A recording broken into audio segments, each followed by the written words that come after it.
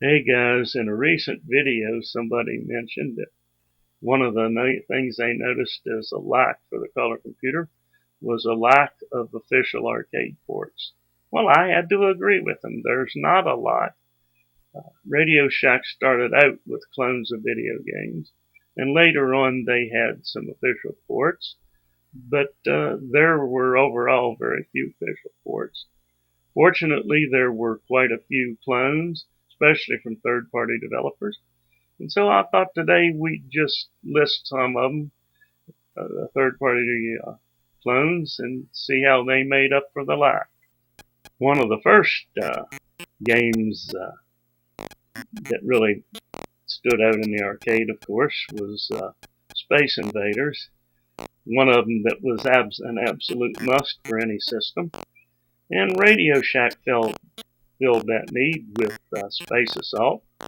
A little bit different character set than the original, but that was still nice. Different sounds, as Steve Benway described it. Super fart attack.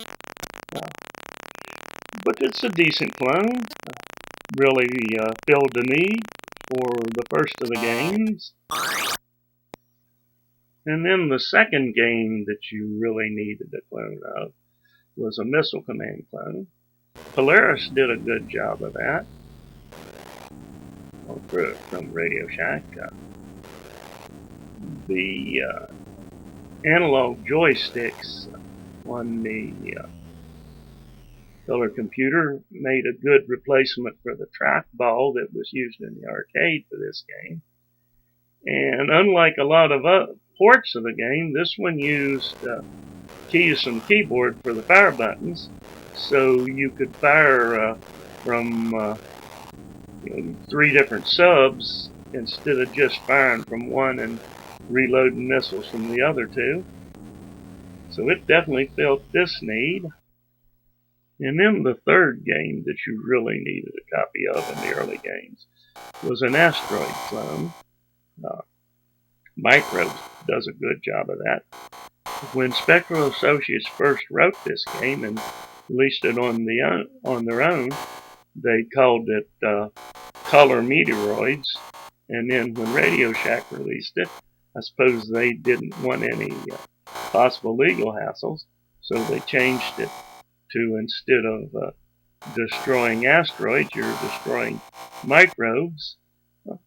It doesn't make much difference. It's still the same game and still a lot of fun.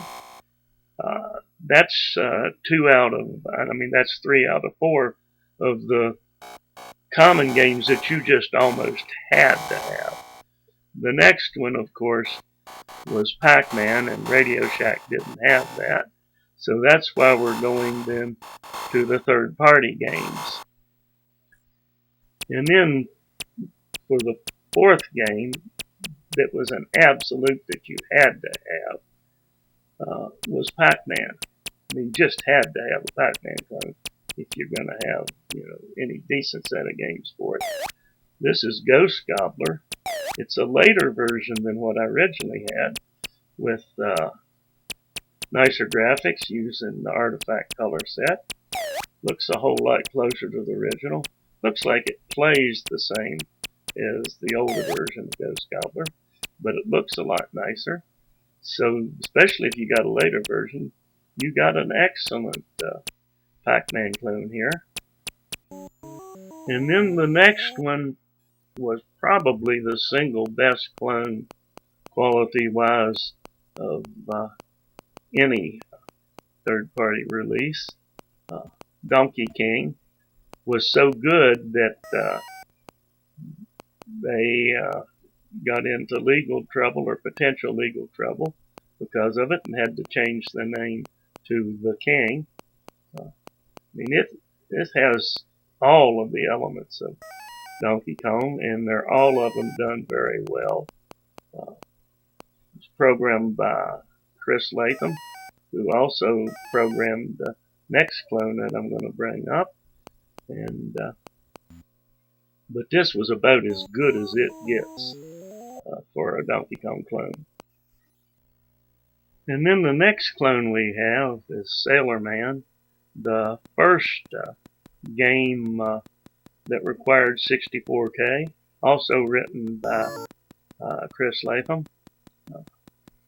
And just as good as it gets. I believe I'd rather play this than any other version of Popeye. It's definitely sets a high bar. Of course, he'd already set the bar high with Donkey King, and I think he, if anything, exceeded it here. Definitely fills the Popeye slot. And then we have Color Pete here, a very good port of Centipede that has all of the elements, spiders, scorpions, and pretty much everything you'd expect in a Centipede clone. Another of the really popular early games that you just about had to have.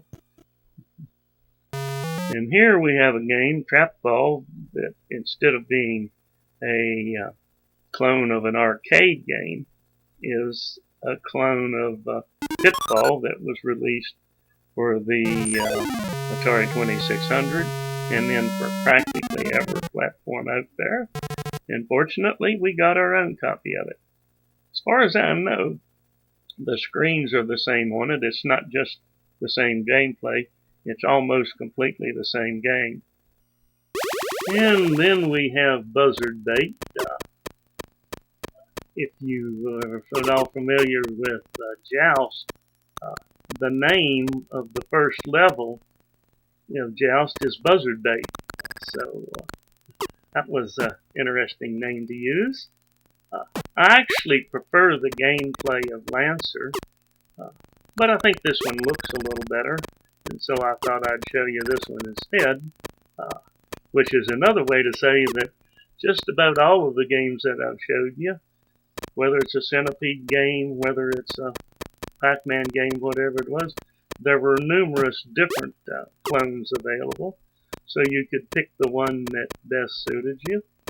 And this is definitely a good choice for Joust. And then instead of having burger time, we've got lunchtime. This clone here is probably a little closer to the Intellivision than to the arcade or than to any other port. It's a pretty close clone. Definitely worthwhile. This is one of those where, as far as I know, there was only one clone of the game. But this is a good clone, so doesn't matter if there is just one. And then, of course, we have Pumpman here, a Dig Dug clone. Really don't know what else to say about it, other than it is a decent clone and a fair amount of fun to play. And then we have Lunar Rover Patrol, one of the best and one of the most faithful of the Moon Patrol clones. And I could go on and on. I could list Defender clones, Hubert clones, Galaxian clones, Galaga clone, any number of other games that I could list clones for.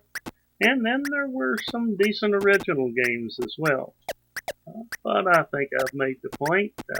I hope that you've enjoyed this collection of games. And as always, more later.